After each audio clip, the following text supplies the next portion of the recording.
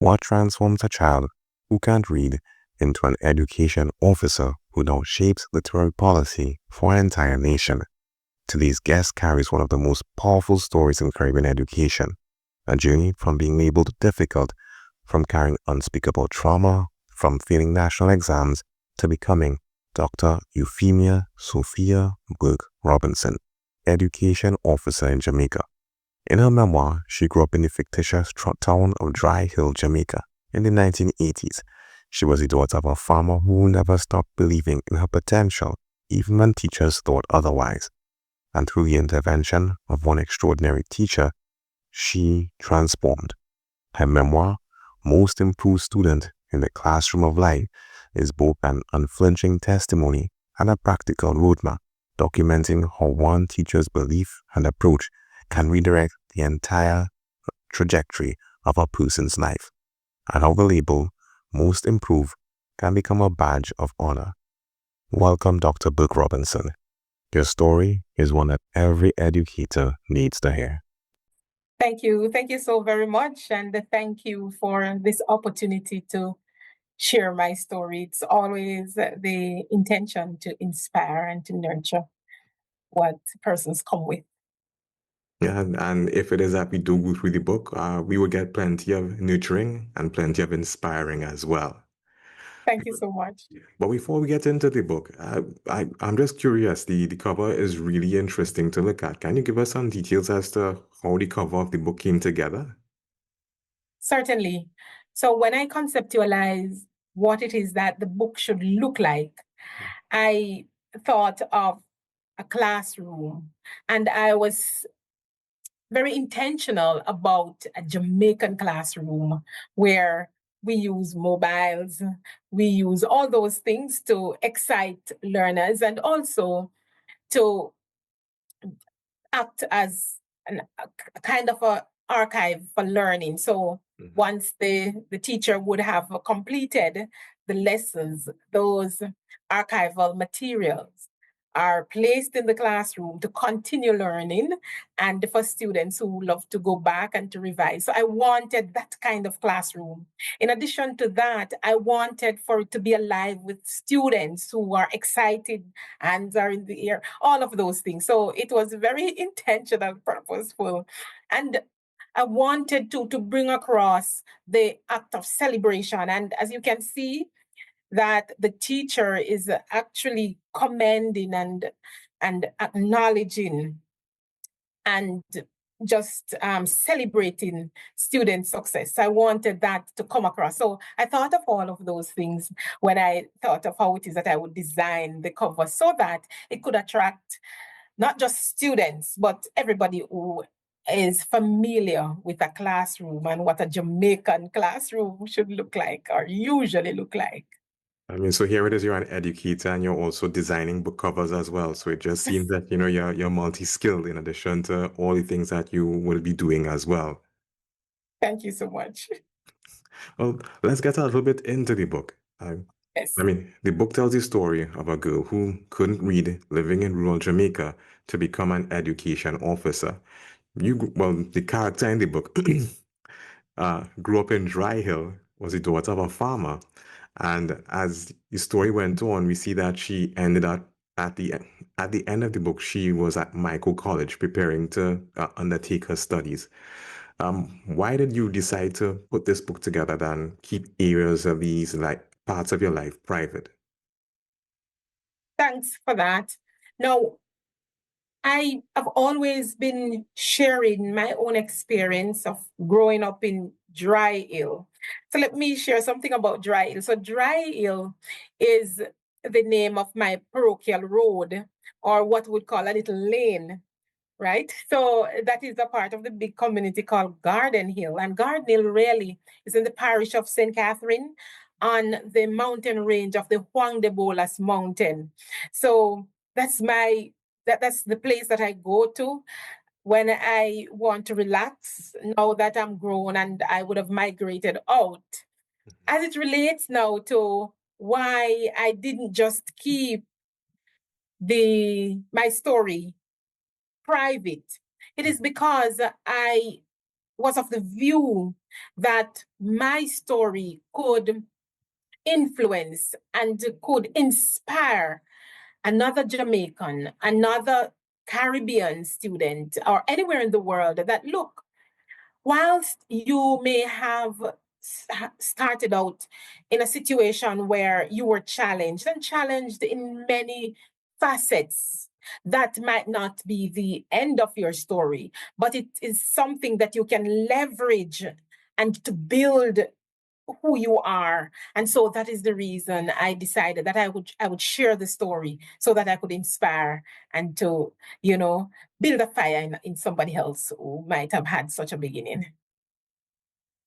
I can't help but have a good bit of takeaways from that statement, because the truth of the matter is, when it is that we hear stories like the ones that you experienced, we come to realize that everything isn't as simple as people make it out to be, that there are layers to life, and it helps us grow when it is that other people share.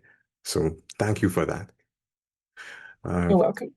As it relates to the book, I mean, the book is a deep dive, as you were talking about earlier. I mean, I was comparing it to um, uh, going in with one idea, one expectation, and coming up with something else. But I believe your analogy is better, where it is that you describe the book as an iceberg, where you go in with a particular theme or topic in mind, and then when you get in, you realize how much depth there is to the content of the book. And one of the things that I believe is the idea of a labeling system, because the character in the book, who, is very closely related to yourself, describes that when it is that she was in school, that there were labels or persons were put in groups. And she said that even though, there were labels and everybody was in the same class, everyone was not in the same class. More so, it was more like an educational caste system. And when it is that, persons or children are put in situations like this, do you think that this affects the way that they see themselves, that it affects, sorry, do you think that being a child who struggled with reading, that situations like this, that it shapes the way that they see themselves? Certainly, I think it does. But I think that it depends now on the how. So as a student who was placed in a situation where, and I can imagine that it is a pedagogical strategy that the teachers would have employed so that they could treat with individual students based on their levels. It can have a devastating impact on the student, just to realize that, hey, I am not in the class, I'm not in the group that is labeled Group A, or I'm not even in the intermediate group that is labeled Group B, but here I am basically at the bottom of the pile. So it can have something to do with the child's psyche. And so how it is done makes a big difference. For example, if it is that these groups can rotate and the child or the student get to interact in other groups. So there are times when the child or the student that is placed in group C gets a chance to experience group A for probably not reading, but another subject. Or a child in group B gets to experience group C, not for reading or not for anything else, but as a group in the class. And so you have the intermingling and the mixing of all the students at some points. But when it is that you're always in group C, that can be debilitating and it can drain you psychologically. And I think that even at that age, where in grades 2, 3, 4, 5, it did that. You were drained psychologically. And as for me, if I was asked what group you're in or so outside of the classroom when nobody else is listening, I wouldn't give myself group C. I would certainly said group A, or group B, but not group C. You understand? Because of the connotation or because of the feelings that, that label bring about. And I like your perspective, because you were actually in the system, and now you're in a position to make change. So I like the idea that you recommended that there be mingling within the groups. Mixing, right? Because I'm of the belief that sometimes the persons who you spend time with, that they affect you. So if it is that you're a person who is, I don't want to say like let's just say an average achiever, and you find yourself in the company of an overachiever, you find yourself adopting qualities and habits of the persons who's an overachiever. So, there is sense. Well, let me not say that you're making sense. You're a woman who knows what you're talking about. So I'm going to lead on your insight into this particular field. Um, let's shift gears a bit, because your book, it covers a lot, like we said, we're diving deep into it. Yes. Because of your experience, you identify that you were sexually assaulted. You received physical treatment, but it mentally affected you for quite some time. Being an educational professional, is there a correlation or a connection between trauma that children experience and their learning? I certainly think so. I think that there are so many confounding variables that affects and interferes with as a student's learning and how the student interacts socially, academically with the learning environment. And so for me, when it happened, there was the label, Yes. and that caused me not to want to step out of the confines of my family home. So just the idea of stepping out for me, it was, I was stepping out in a space that I consider dangerous. And so you have to be fortifying yourself to treat with this kind of situation, let alone preparing your mind to conceptualize ideas of academics. So your attention is taken up with protecting yourself against the nicknaming, against the labeling, against the calling, name calling. And then you have to be also treating with just the thought of what happened to you outside of the label. Yeah.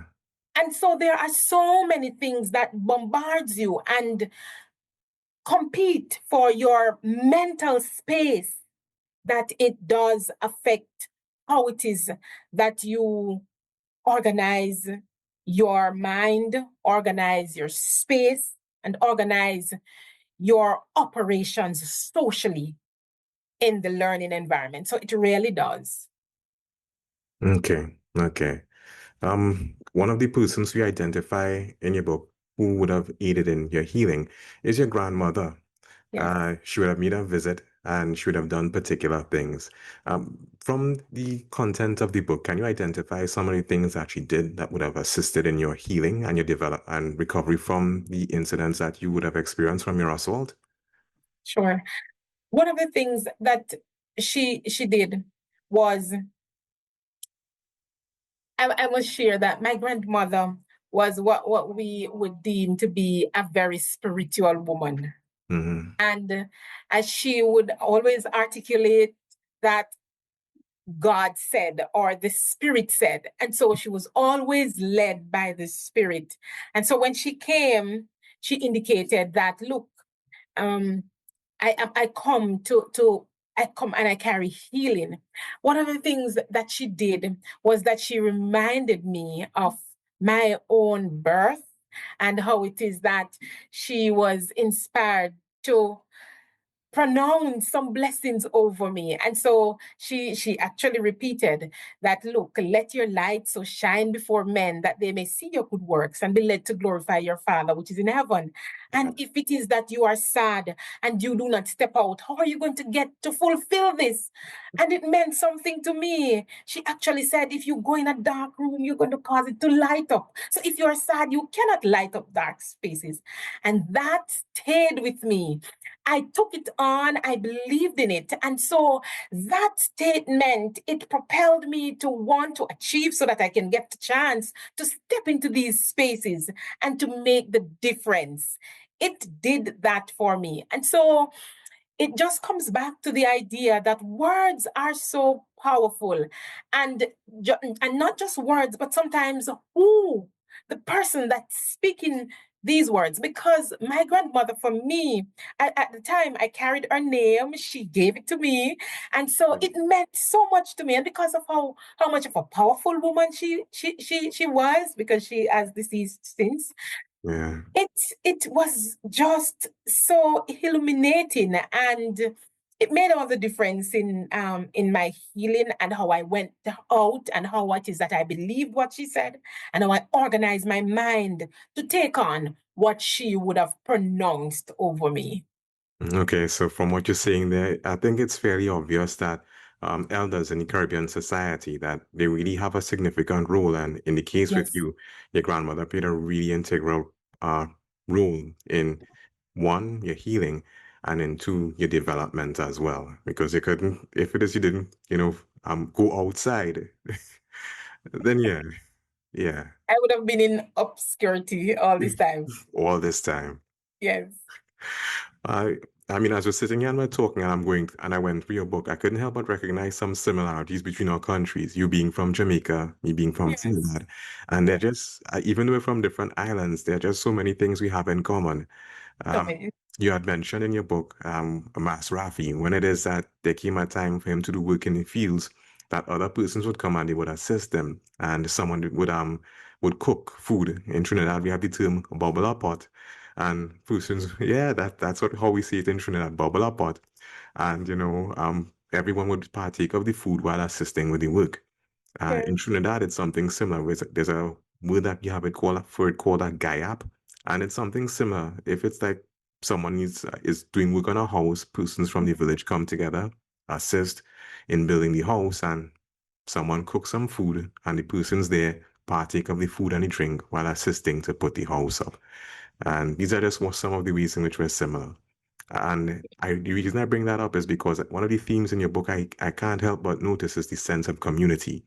Um, there's a point in time where you're leaving to go and study, and persons in the village come and they give you things, they give you trinkets, etc. So that was, I said all that to ask the question: do you think that a sense of community is important for persons' success, if it is that they're to go forward in life?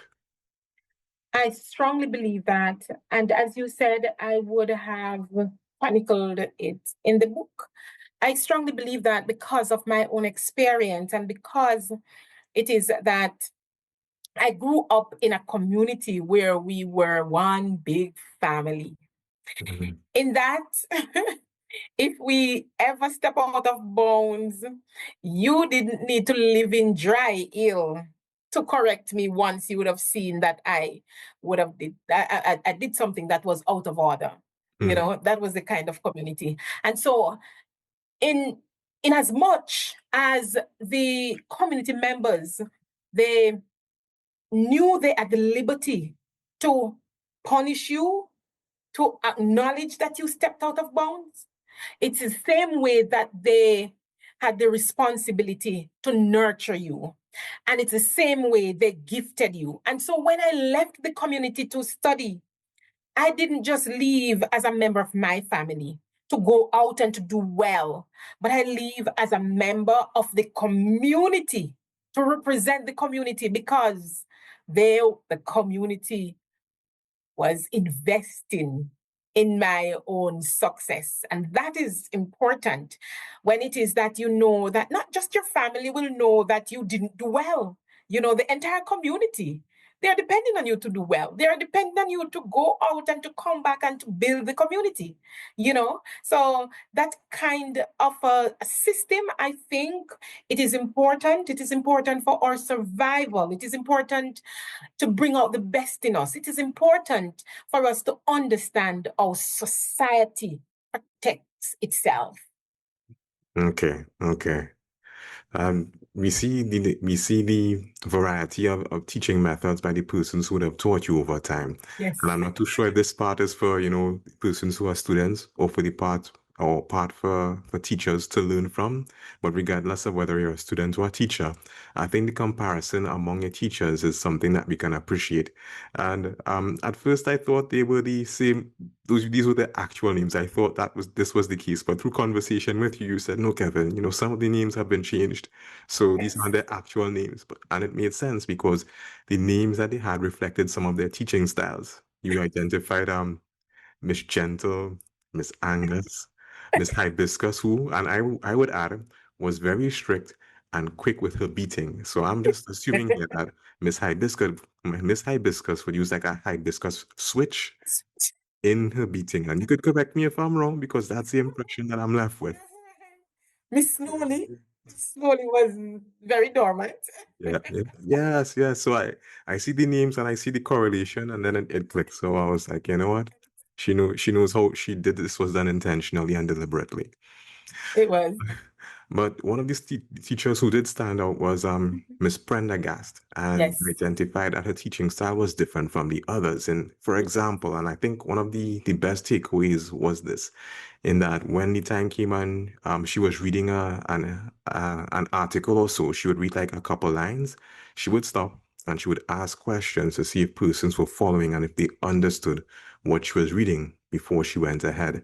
And I thought this was really great because, sometimes, this teaching method is different from other persons. They're just concerned with going through the lesson, read, you guys go through it, you guys understand, etc. But the method that she used pretty much I don't want to say that it ensured, but if anybody was left behind, it would have had to be for maybe a dramatic reason or a drastic reason, because a method like that, it, it's hard for a person to not be left behind when it is that you're teaching this manner. And in addition that, you mentioned that, you all sang, that she made treats for you guys. It sounded more like a camp than, going to school, because you guys got treated so well. Can you tell us a little bit about the disparity between these three persons, the teaching methods, and, how it affected you, how it affected your learning? Yes. Thanks for that. Now, I realized that by the time I got to grade 6, though I was challenged still with reading, I was more mature in how it is that I perceived the world and, just how I navigated. And so I was conscious that Miss Prendergast, she wasn't a teacher to play with. She was very strict. Mhm.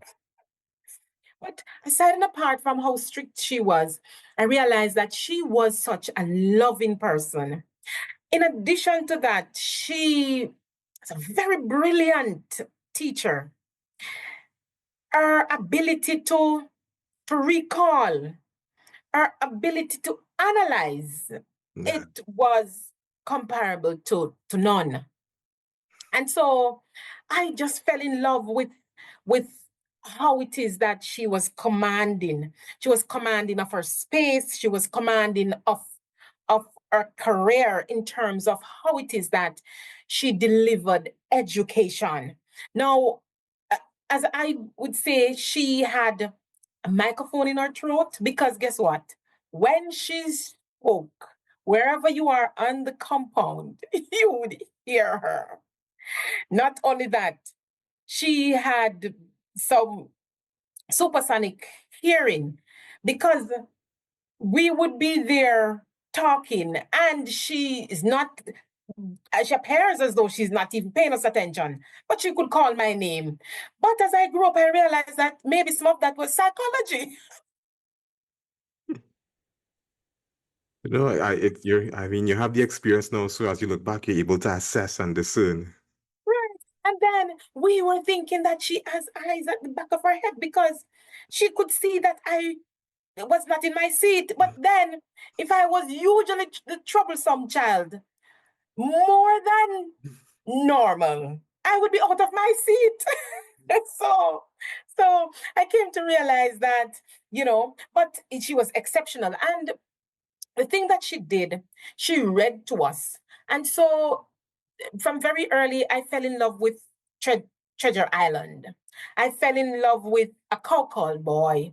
I fell in love with Marasan Midnight. Why? And I couldn't read, but because of her voice was so sonorous, you know, and the way that she was able to dissect the material and cause us to see the characters and cause us to have emotional feelings about them. Some we loved, some we hated because of how it is that she caused us to understood what the stories they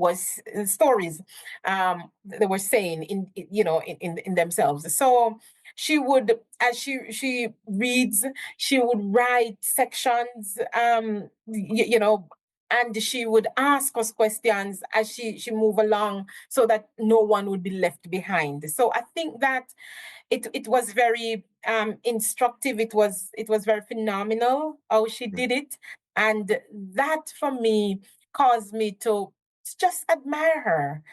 Admire her voice, admire the way she read, admire the wealth of knowledge that she took to the space, and I just wanted to be that teacher. I just wanted to be her. She was spectacular, in how her mind work, how she could calculate. She could calculate not just about students' behavior, but she knew all the things, all the current things that were happening, in the time. Uh, She knew everything. That teacher knew everything. I just wanted to be that teacher.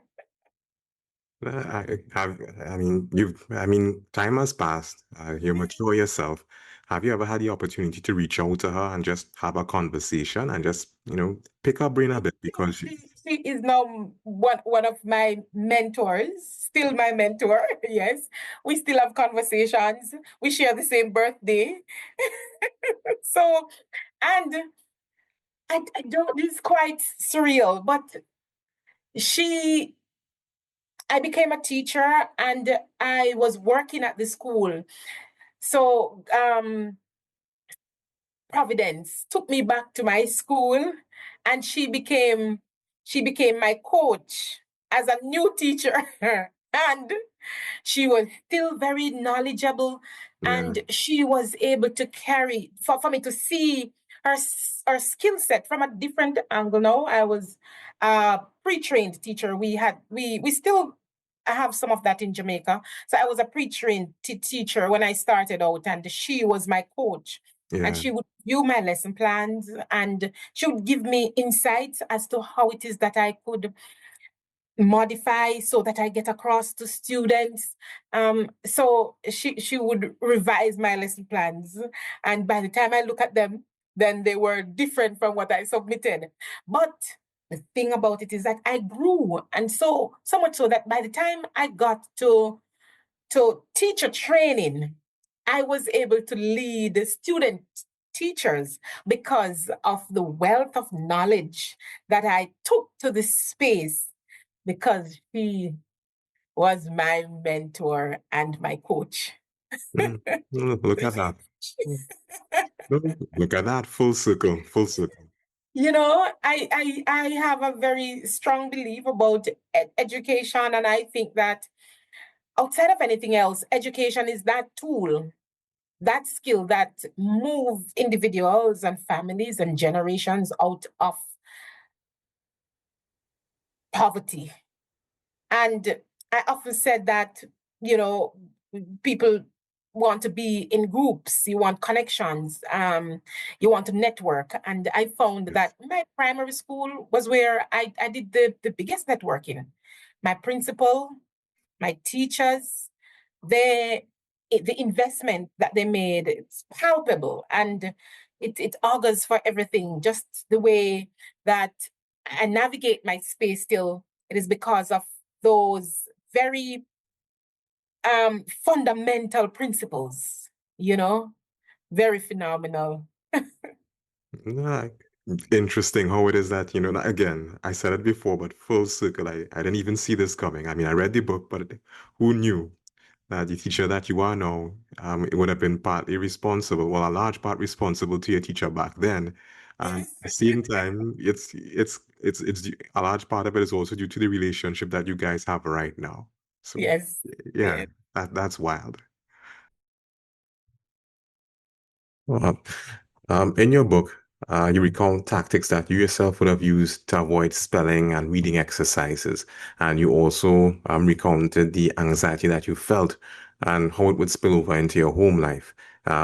As a result of you trying to avoid these exercises, you'd have been labeled as being bad behaved, labeled as being difficult. And that hasn't changed much because in today's classrooms, again, talking from your experience, many persons who feel anxiety to exercises such as these, reading, and in some instances, spelling, um, they appearing as being defiant mean them just being anxious. What advice can you give to teachers in classrooms today for them to be able to differentiate or for them to be able to identify persons who actually are feeling anxious when it is that they're appearing as if they're being troublesome or defiant? Thanks for that. Now, as you rightly said, that as somebody who struggled with the ability to read, once it is that you sense some things, you automatically would be going into defense mechanism. So once the teacher, writes the word spelling on the chalkboard, because I could recognize that word, then you would want to say, how can I escape? What defense mechanism can I put in place so that I can stall the teacher, I can escape this setting?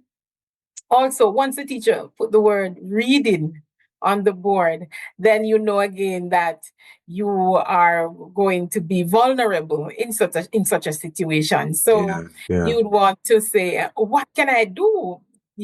So sometimes the easiest thing to do is to do the pee dance and try to escape, try to ask to go use the restroom. The other thing is that you want to pick trouble with another student so that it will distract the teacher, stall the teacher, so that if it is that the teacher was having intention to give you that the spelling, that it turned out into a disciplinary situation. Because so you have to do you do that as somebody who is so challenged. And so it takes now for the teacher's understanding of students and students' behavior so that the teacher now can navigate such a situation. Now, if it is that you understand and you are exposed to these in areas like psychology of learning, behavior management techniques, and so you would now need to know how you're going to circumvent the situation.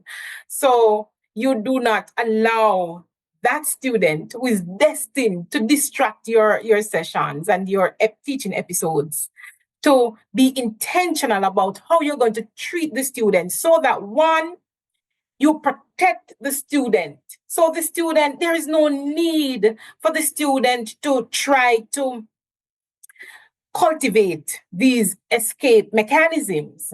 And also for you as the teacher to be able to carry on with the business of teaching and learning. So it has to be something that is properly planned for, and it has to be deliberate and intentional and even purposeful in how it is that you beforehand figure out how it is that you're going to treat these students who are so challenged so that they do not derail your own intention of the pedagogical practice that you have in place. Okay. So we know that the children are there. So when in your preparations, prepare for them as well. Don't try to Yes, avoid it. Don't try to impair it. Just be ready for it when it does come, because we know that there are some of the kids who are like that in the group. certainly.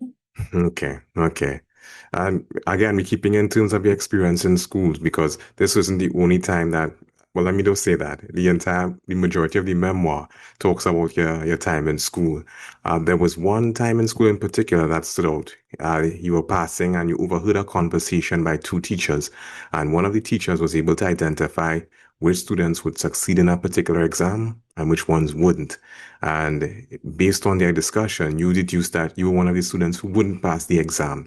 And that Yes. we could say that something shifted inside of you, that you were able to, Mhm. that you made a decision. You care to tell us about how it is, well, one, how that conversation affected you, and two, how is it that a teacher, that words that you can impart to a student, how would that affect them? Thank you. Now, as you rightly said, I overheard the conversation. So the teacher was inquiring of my teacher at the time. We wrote the exam so labeled the common entrance examination. I remember The those. I that remember that. examination in Yeah. Jamaica at the time. Mm-hmm. I just dated myself. Right. Yeah. Guilty. And so my teacher at the time, she was preparing us to write that exam. And so, as teachers would do normally, they would have conversations about students' performance, about absenteeism, about parental guidance. So this was a conversation about how prepared these students, were at the time to write the common entrance examination. And my teacher said, well, these students, they're going to pass. And she was gesticulating with her hands, and these over this side, they're not going to pass. I'm sending them to get the experience. And it dawned on me that my colleagues in the class, they're going to be leaving, and I'm in the group that's not going to be going off. And then at that time in Jamaica, your name was published in the Gleaner. Yes. Just like Trinidad and Tobago at the time as well. Yes. Right. Because the Gleaner at the time, that was the central paper. Mm-hmm. And so when you come to that realization, and your teammates, your colleagues, your friends are going to go off, and you're going to be left behind. It just dawned on me. And so I went home that evening and I said, you know what, let me try to do something differently. And out of that conversation, and then the consciousness, and then now the deliberateness to say, I am going to try to do something differently, then that single decision actually changed the trajectory of my own becoming and caused me to be sitting here and having this conversation with you. That single conversation. Regardless of the outcome of the exam, in your memoir, you go on to identify that Mas Rafi, even though you weren't satisfied with your own results, he was satisfied that you even sat the exams in the first place, and that seemed to be a point of pride for him. Yes, it was. Would you say that his belief in you, in your working, was it able to sustain you through that failure? Certainly. So, as my teacher rightly said, as a matter of fact, my teacher had the experience. She was quite analytical. She knew how to do, all of those things to give her the indication of the potential of her students. And so she was reading us, and her own readings were really kind of a predictor validity to what really happened, because I was not successful. But my father, he, I would call him, he is an enigmatic character. And so while he was a farmer, he was a cabinet maker. Yeah. And so he'd spend a lot of time also at the bar, where he would drink a lot, and then his whole thought process gets distorted. But what was central, and what was very instructive to me, was that though he was all of those things, he always believed in my potential. And I'm thinking too that it might have been the kind of belief that my own grandmother had in me, that he catch on to that, and it was so embedded in him, so that he believed in me. So even with that failure, it was a failure of an event, of an occasion, but it was not a failure of his daughter, because Mas Rafi was indeed my father. So it wasn't a failure of his daughter. It was just an occasion in his daughter's life. And so he continued to boast about me. and to say that, look, though she wasn't successful, my daughter, she is brilliant. She's going to go places. She's going to do things. At the time, I want us to understand that I had older brothers, and at the time, they were not sent to write the exam. They didn't write the exam, right? And so it was the first time that any of the children would have gone into this big exam room to write the exam. So that just going to write the exam was an achievement, was a big thing.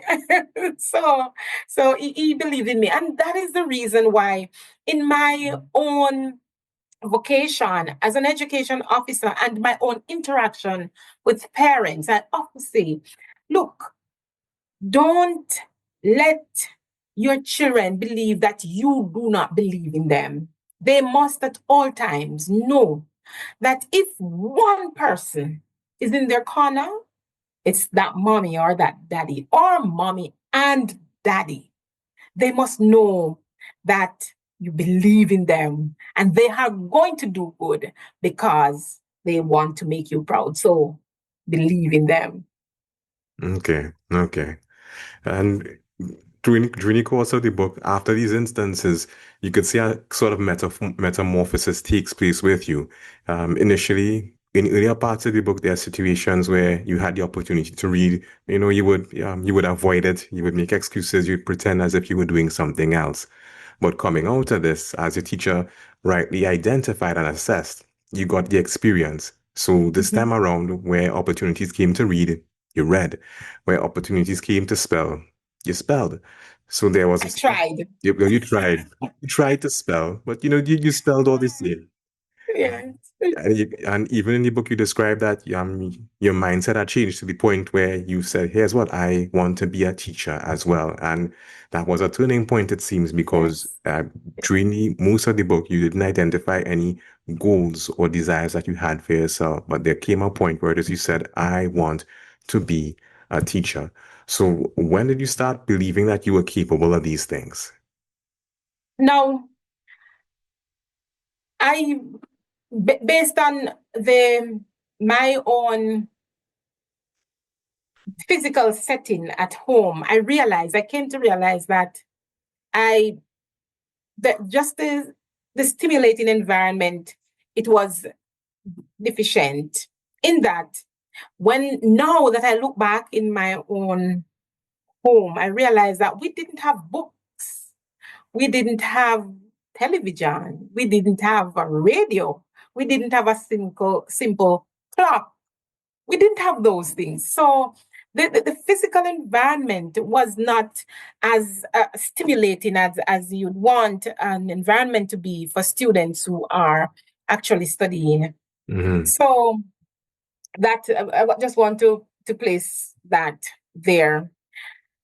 But what I realized is that once I had this mindset change that I'm going to do well, I realized that if I spend some additional time to try to understand that made a difference. And so I did some things that were intentional. I reduced the time I played. So from very early, from I was in grade 6, I stopped doing break time. I started to study. So nobody in my household before I did would sit around that little space with the can with the home sweet home lamp and do anything called studying or homework or that. It never happened. Yeah. So I initiated that in my household, and so much so that my father said, "What are you doing? What are you doing?" And I said, "I'm studying." And so when I started to do that, I realized that some things started to shift. I was able to interact better in class. I was able to put my hand up to try to answer a question. Yes. And so when I did that, I realized that it stimulated me, and also, I wanted to impress my teacher. That teacher, I wanted to impress that teacher. So what happened is that it caused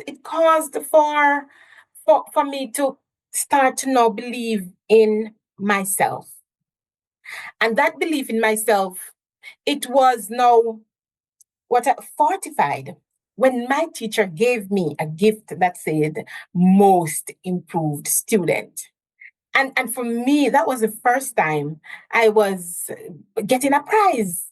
It was the Yeah. first time in my life I was being acknowledged in a very big space. It was my name was called and I walked up and the gift was a workbook. And I got that workbook, but it was not even about the workbook. It was about that moment. It was about that experience. It was about that transcendent period. Yeah. It's time when your name is called and something else is said about you that is phenomenal, and you walk up and you collect that prize. It is about that walking up. It's a sense of pride and a sense of achievement, and that triggered off something in me that this feeling is really a good thing. I want to continue to feel that way, and so I continued to try. I was hungry and I remained so ever since. Okay, okay. I mean, your academic qualifications demonstrate this because it seems like you have a hunger for knowledge that hasn't been quenched to Yes. this day with the amount of accolades that you have received, etc. One of the things that kind of stood out to me in the book as well is that even though you said that you were struggling academically, you demonstrated skills in other areas. What surprised me is there was an instance in the book where you described that someone had like stolen your money. You deduced who it was, and after a whole bunch of running around, you eventually, um, if a person's who want the rest of the details, you've got to read the book. But I just giving you, what kind of stood out to me here. But there came a time when you rallied a bunch of your friends to go and to exact a brand of justice, against the particular individual. And what stood out to me is that here it is, you are a person who is identified as being academically challenged, but you're exhibiting different qualities, and in this instance, leadership. Yeah, you rally the persons, you all go out, they do what you instruct them to do, basically. Persons might color it differently, but you're the ringleader in this situation. In your experience, have you dealt with students who are like this, who may not be academically inclined, but they're showing skills in different areas? And when you identify these students, like, how do you channel that energy?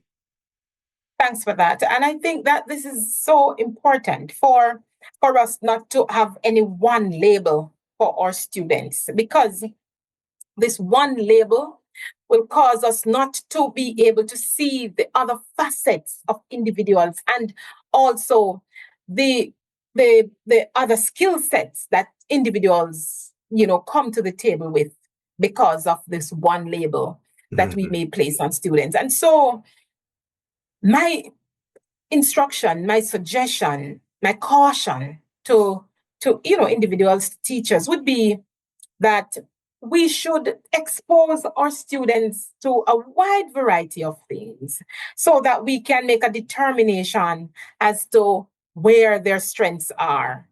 Now, for students sometimes we consider to be troublemakers, to be students who are distracted, and to be students who love to distract because they're very distracting, is that we can give them roles, assign them to do some things. So even a class monitor, because what that does, it gives them some level of importance. It causes them to have a level of belief in themselves, to say, oh, you trust me with this. It means therefore that maybe I can do more than what I think I can do. And so it is important that we identify students. We study students. As teachers, we must study our students so that we can understand them, and so that we can properly channel their skill sets, their energies, and their own dispositions. Mm. Okay, okay. Again, it goes to show how I would have to say well-rounded teachers have to be, because it's not just a matter of coming in class and just teaching, the details of Yes. a subject. Here it is, you're monitoring and assessing your charges and making a determination as to how to, how should I put this? Directly energy, how to put them in a place where they're suited and to help them grow like that. Yes. Ah. Well, we're going to backtrack a bit to the point in time when it is that the results came out for the common entrance examinations. And just like Trinidad, it was published in the newspaper and it came out and, persons were able to see the results and your name was listed among the persons who would have passed the exam. Could you just recount, that situation in your own words? So there were two occasions because once I was not successful. Mm-hmm. But then after I got that prize and I was purposed in my mind that I must do, well, Yes. I went for the common entrance a second time. And I I was able to take charge. I was able to I was conscious of metacognition, meaning I understood how I learned. I understood the things that I didn't know. Yeah. And so I was able to engineer my own study time, my own study pattern. I was able to understand myself. And this was done from very early because I was purposeful in my own intentions about how I was going to approach this exam. So I did. So when I was finished just writing the exam, I knew I was successful. I knew my name was going to be written in the Gleaner newspaper. And that for me, it was very, very, very, it was a jubilant feeling. Mm-hmm. Yes, I was overwhelmed with joy. Yeah. And so that Friday morning, when our principal went to collect that paper so that we could get the evidence of our name in the paper, it meant something for me. And so we were in a jubilant mood. We were so happy. We jumped. We didn't know what to do with ourselves. We didn't even realize that there were some students who still didn't pass the exam. But all we know, we were caught up in our own selves with all of the excitement that just descended on the moment. and we couldn't contain ourselves. Or the actually the staff, the school actually have us, those of us who were successful, go home early so that we could make that grand announcement to our parents. And I took the opportunity to run down to Dry Hill to search for my mother to tell her that, look, I did it. Well, Even now, I recount the moment, I am feeling jubilant in my own spirit about that single occasion that sets into action a trajectory of how it is that you organize your own learning and you yes. organize your own disposition and your skill set so that you can be propelled in what you do. Okay. I mean, I think even though you describe it in the book, I think the way that you describe it just there is way better than the book. And as the book wraps up, it ends the way that it began because in the beginning you spoke about how it is that had just started at, and correct me if I'm pronouncing this correct, if I'm not pronouncing this correctly, Mico College in Jamaica. Yes, right. So it's now the Mico University College. It has transitioned since.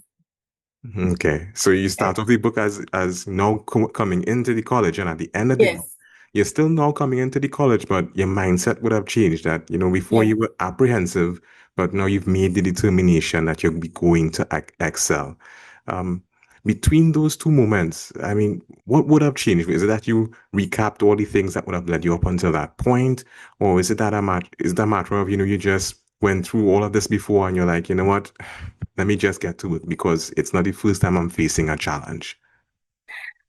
All right. So while it's not the first time that I was facing the challenge, and as I was there, I was reflecting because I needed to excel at the Michael, because even though you overcame the challenges of learning to read, there is still what I want to call residual feelings about that time. And so Yeah. it still threatens you, and it creeps in from time, to time. And so I needed to succeed at the Mico College because I needed that kind of success to affirm me. So each time, each level I go, I challenge myself because I need that affirmation for me to succeed, so that I can know that, look, though you couldn't spell your name when you were in grade 6, it is not defining. You can get over hurdles, you can overcome challenges, and you can become what it is that you are intentional about becoming. And so, between those times, a lot would have happened. But the good thing about it is that all the things that happen, they cause me to solidify my own belief in what I call purposeful, intentional mapping of your life. So it is not about just waking up each day and where the wind blows that you go. It is about sitting down and contemplating your life and documenting where it is that you want to go as though you are already there, and start to do the things, start to change the self, start to adopt and take on these strategies that would cause you to achieve those things that you intend to achieve. Okay, so you basically you see yourself there and you You see work your way yourself there. back and you work your way back. Yes. Okay, okay. One of the things that stand out to me about your book as well is that it includes a glossary of terms. So persons who are not acquainted with, Jamaica and and the language used by Yes. by persons there, we're not left behind. We're able to go to the glossary and see, what the person is saying so that we could follow along. Why do you make the decision to include one? Right. I consumed Chimamanda's work,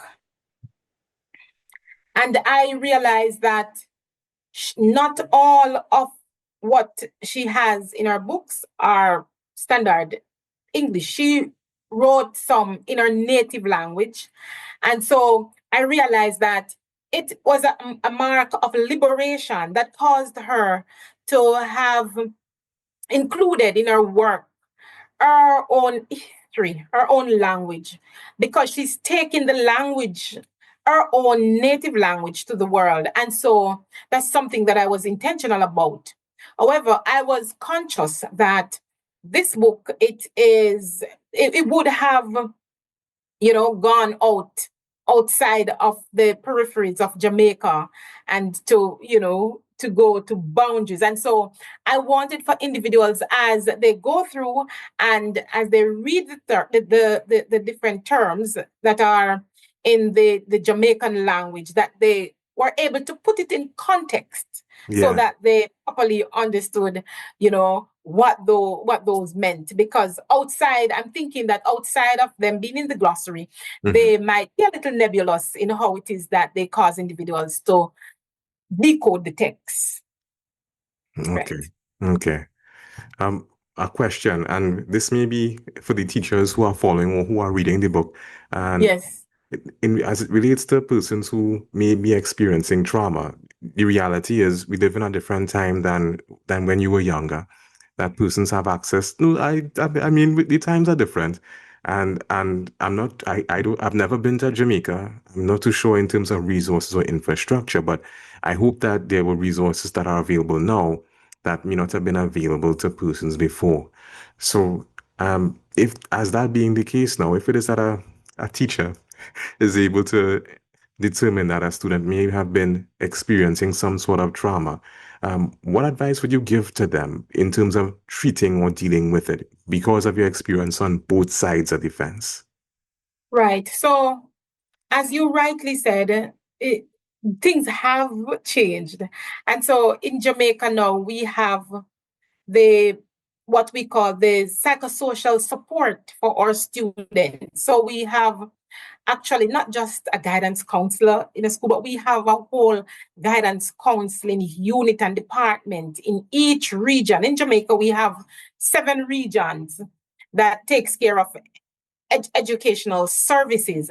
And so in each region, there is a unit that has a leading guidance counselor, and it's outfitted with guidance counselors. And these guidance counselors would supervise guidance counselors that are in schools. And if it is that we have schools that do not have guidance counselors, then what we do, we have what we call a cluster of schools that would experience the support of a single guidance counselor, so that there is no school that is left untouched. And so we have systems in place now that would treat with that kind of a trauma that I experienced at the time. So we have the social workers that are also a part of this whole guidance counseling department, so much so that we call it a wraparound system, so that each child, they are so enclosed with the support. We have what we call this safety and security officer. We have what we call the health and family life education officer. We have the guidance counseling unit. So we have a raft of human resource that could treat with the situation in our system at this time, to treat with situations like that. Okay. I'm really glad to hear about the advancement in terms of what is accessible to persons now, so that we can just, and this is not me being pessimistic, but I believe that because of probability and resources, there are always going to be persons who may slip through the cracks. But at least right now, I'm hoping that the number of persons are less. Yes, certainly. We have the systems in place to support those situations. Okay. I'm really glad that your book is out there, and I'm really hoping that more persons access it, because if it is that it doesn't solve problems outright by providing examples or insights, that it provides, it's a good conversation starter among persons who work in the field of education and persons who are caregivers as well. Certainly. For persons who are interested in getting copies of your book, after maybe hearing our conversation, or just interested in just exploring more about the topics that you would have written about, where can they get copies? Okay, thanks for that. So I have copies on Amazon in hard copy, paperback, and also e-version. I also have copies that that's accessible to persons who want copies.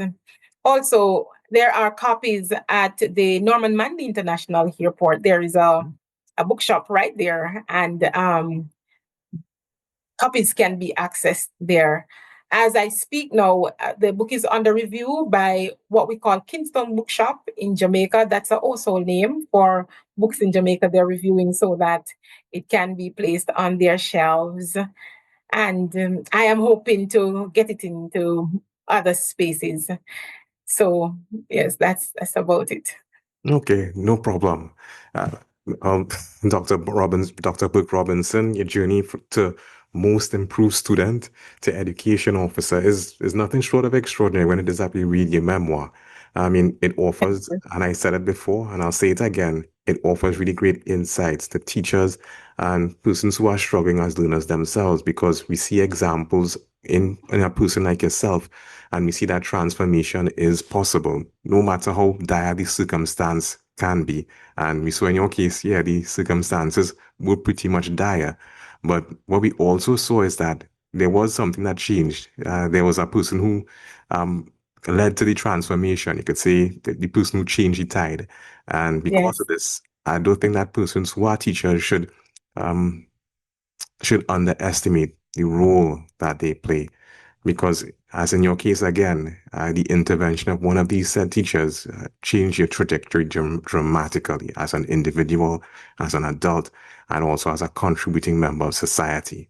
So, Ms. Burke, thank you very much for agreeing to have this conversation and for the insights that you have shared with us today. You're most welcome. And it was indeed a pleasure for me to have shared with your viewers and your listeners how it is that spoken words, how it is that being intentional about your own ambitions, how it is that the trajectory of your life can be informed by the individuals that you come into contact with and how it is that they can influence you. Thank you so very much. It was indeed my pleasure to share my story and to talk about my memoir, The Most Improved Student in the Classroom of Life. Okay, thank you. Most Improved Student offers teachers insights into struggling learners. It shows students that transformation is possible no matter how dire the circumstances, and reminds us all that with community support, unwavering belief, and the right teacher at the right time, every child can unlock their potential. Thank you, Dr. Burke, for having courage to share your story and for dedicating your profession to ensuring that children don't fall through the cracks the way you almost did.